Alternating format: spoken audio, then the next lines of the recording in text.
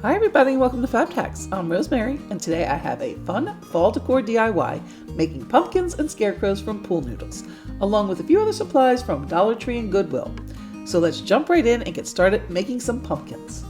For each pumpkin, I will need 6 cuts of a pool noodle that are all the same size, and then 1 cut that is about 4 to 5 inches taller. So 7 cuts all together. Now, since I'm going to be making 3 different size pumpkins in this project, I'm going to be cutting 6 at 10 inches, 6 at 15, and 6 at 21. So here I'll be making the 10-inch pumpkin, so I cut 6 10-inch pieces of noodle. Then I'm going to take these metal lids. These are metal canning lids. I get them from Walmart. They're 12 for $1.48. Now, if you don't have something like this and don't want to get something like this, you can just do cut out circles of like maybe a foil pan or something like that. And I'm just doing that to cover the holes on the noodle. Next, I'm going to mix a paint to give a little texture to the surface. And I'm going to do that with some of this Dollar Tree Spackle and then also some of the Dollar Tree acrylic paint. I'm going to be using both this brown acrylic paint as well as this orange acrylic paint. Now, this orange one is in a larger bottle, and I'm pretty much going to be using for the orange side the full can of Spackle, and then I'm going to pour in a full can of the paint because I'm kind of doing a 1-to-1 ratio both for the brown and the orange. So I'm just going to give it a good stir and just try to make sure you get all those lumps out. Now that orange is a little bit light for what I want it to be for these pumpkins. So I'm going to go ahead and add a little brown to this. Now I did actually add a little too much brown here. It made it a little too dark. I did have to go back and add some more orange to lighten it up again. But just probably less is more, and then this way you can adjust after that. But I just give it again another good stir, get all that brown incorporated into the orange. Just want to make it a little bit more, less bright, a little bit more subdued color of orange. And then I'll just go and mix up the brown as well. Now for the middle piece, which will also be the stem of the pumpkin, I'm going to be using this purple noodle. Now I did this just kind of for illustration purposes so you could see it when I'm actually assembling it, but I would suggest actually using the orange noodle as well in the middle, only because in the body of the pumpkin, once it's all assembled, if there are any gaps and spaces, it would be better if it was just orange on the inside and not this purple that's going to kind of be poking through if you do have any gaps. They're very tiny, but still it'd just be better if there was all the same color. Now also, if you see what I'm doing here with the spackle paint, is I'm kind of getting into all those kind of grooves underneath of the little cap there so that it's kind of filling that in as well. And since it's spackle, it works well to fill in those little gaps. And I will just be painting those first kind of top 5 inches just where it's going to be sticking out as the stem on top. Now I also want to paint each one of the orange noodles as well on the tops and pretty much about 2 inches down off the top, because once I assemble it I'm going to give it a full coat of paint, but because it'll still be up against the brown, and I want to make sure that I'm kind of painting on the parts that are close up against each other before I attach them, because then it'll just be hard to paint once they're right up against each other. So I'm going to just paint those first kind of 2 inches all the way around and the tops of each of the orange containers, and then again once they are assembled I will give it a full coat of paint. I don't want to have to waste paint on the interior parts since you won't be able to see those. Okay, to assemble I'm going to take these orange smaller ones and I'm going to place them all around the purple larger one, and I'm going to do that first by adding a strip of some E6000 glue to the side of one of the orange noodles. Then I'm just going to go ahead and attach that to the larger purple one. Now I just want to make sure that those bottoms are lined up. And then to further secure, I'm going to take some of these Dollar Tree skewers. I'm going to cut them in half. And then I'm just going to put those one right through the first noodle into the second. And then that just holds them together as an extra security, as well as holding it, making sure that that E6000 is right up against the noodle, and then it's going to dry and hold those two pieces together nicely. And then I'm just going to continue adding those orange pieces all the way around the purple piece. Again with some E6000 and then the skewers to secure it. I did go back and end up using a second skewer to the bottom as well. So here you'll see I put the E6000 on and then I have one skewer there to the top and then I'll add the second there to the bottom. And now my piece is ready to be painted again. I'll go ahead and paint the entire orange piece again, as well as probably touch up that top a little bit. And then I'm going to go back with some dry brushing. Now you can see this is after it's been painted again. And now I'm going to go back with some dry brushing. Now, unfortunately, this is all you see of the dry brushing. I literally did the entire dry brushing out of frame. So here you see me started a little bit and then kaputski. I just totally not even in the camera shot.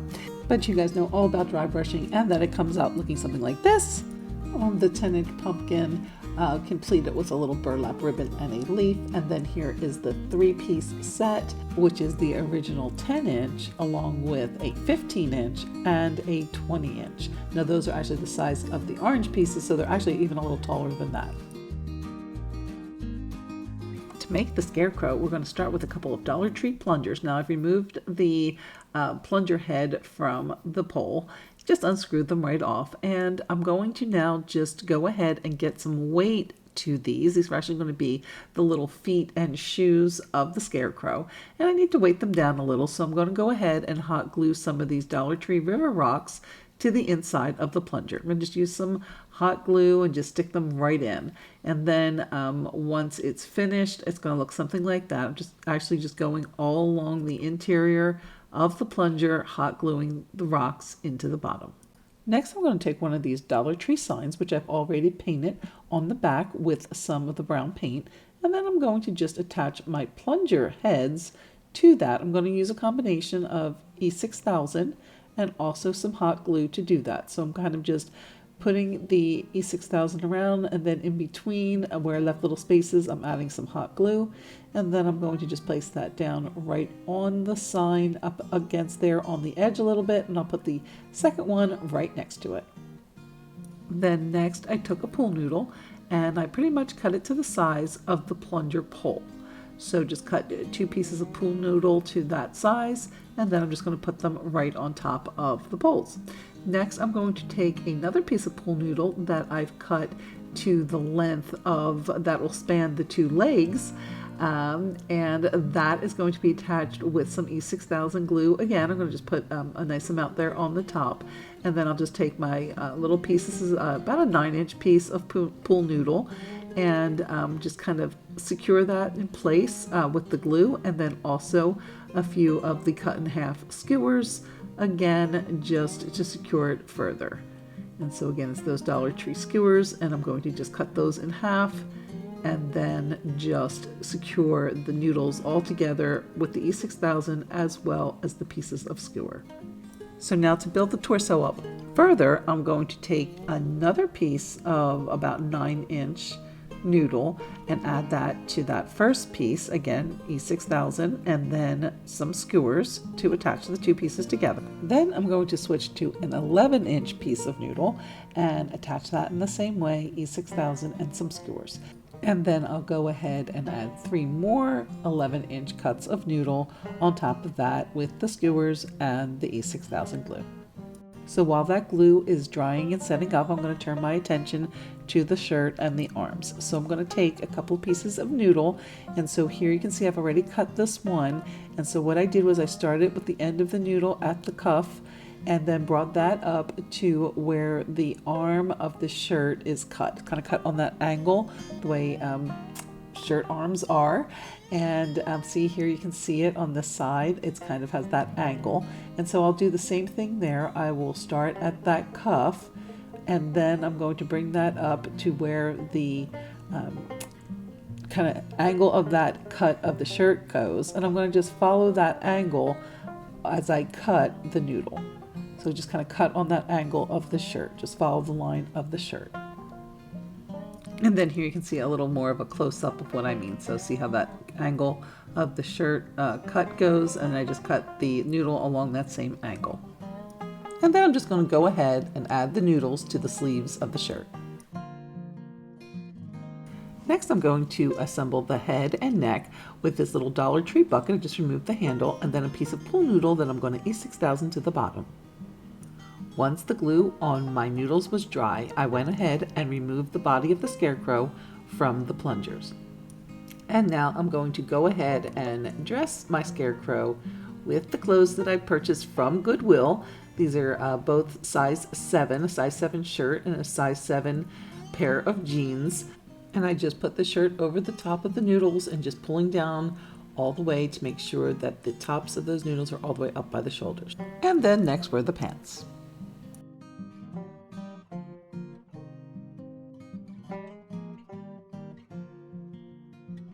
And then I just took some scissors and cut off the bottoms to give them that jagged edge, or alternately you could also cuff them up. To attach the head, I'm again going to be using some skewers and some E6000 glue. So I'll just add some E6000 glue, and then I've also already added the skewers to the bottom of my pool noodle attached to the bottom of my bucket. And then I'm going to just kind of stick that in. And then for some added stability to the neck, I'm also going to add a couple more skewers to the top. It looks kind of awful the way I'm doing that, but it does help to hold the neck in place. For the straw, I used some cut pieces of raffia. Now, of course, you could also use straw or corn husks or even some hula skirt if you have any of that left over from summer. All of those make great options. Then I again glued some of that cut raffia to the tops of the plungers down by the bottom of the pants, as well as to create the hands at the bottom of the shirt. And then a little Dollar Tree nautical rope created a belt, and then I glued some more of the cut raffia to the sides of the bucket to create some hair. And then I also found this adorable little hat. It was actually a little cowboy hat. I just pulled the rim down from the children's section at Goodwill. I added a few flowers there in fall colors to the side as well. Now he is a little top heavy, so he does need to lean against a wall. He won't freestand, he'll kind of fall over, but he stands quite well if you just kind of lean him back. And also if it's windy, you probably do want to secure him down as well. Also, as you can see, I am gearing up to do my fall porch, and I will be featuring the Scarecrow and the pumpkins in that makeover. So if you want to check that out, I will have that video out in a few days. Until then, thanks so much for watching, and we'll see you next time on FabTax. We're putting the extra and ordinary one DIY at a time.